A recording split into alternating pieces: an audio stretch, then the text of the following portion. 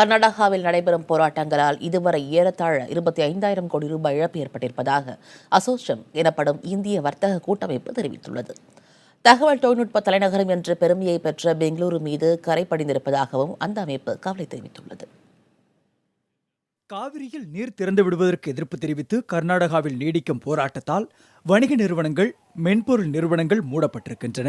போராட்டக்காரர்கள் தமிழர்களுக்கு சொந்தமான வாகனங்களையும் கடைகளையும் சேதப்படுத்தி வருகின்றனர். ஆன்லைன் வர்த்தக நிறுவனங்களான பிளிப்கார்ட், அமேசான் உள்ளிட்டவையும் இயங்கவில்லை.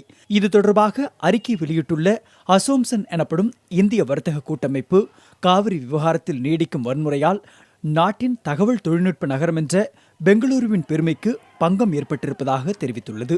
வணிக நிறுவனங்கள் செயல்படாதது, லாரிகள், பேருந்துகள் உள்ளிட்ட வாகனங்கள் இயக்கப்படாதது மற்றும் பொது சொத்துக்களை சேதப்படுத்துவதன் மூலம் பெங்களூருவில் மட்டும் 22,000 கோடி ரூபாய் முதல் 25,000 கோடி ரூபாய் வரை இழப்பு ஏற்பட்டிருப்பதாக இந்திய வர்த்தக கூட்டமைப்பு குறிப்பிட்டுள்ளது. இந்த வன்முறை சம்பவங்களால் இந்தியாவில் தகவல் தொழில்நுட்ப நகரமாக கருதப்படும் பெங்களூருவின் மீது கரைபடிந்திருப்பதாகவும் இதனால் தொழில்துறையினர் திகைப்படைந்துள்ளதாகவும் அந்த அமைப்பு வேதனை தெரிவித்துள்ளது. காவிரி விவகாரத்தில் ஆதாயம் பெற சில தவறான நபர்கள் அல்லது அமைப்புகள் முயற்சிப்பதாக குற்றம் சாட்டியுள்ள வர்த்தக கூட்டமைப்பு, முதலீட்டுக்கு உகந்த மாநிலம் என்ற கர்நாடகா மீதான நன்மதிப்புக்கும் வன்முறை சம்பவங்கள் காரணமாக பாதிப்பு ஏற்பட்டிருப்பதாகவும் சுட்டிக்காட்டியுள்ளது.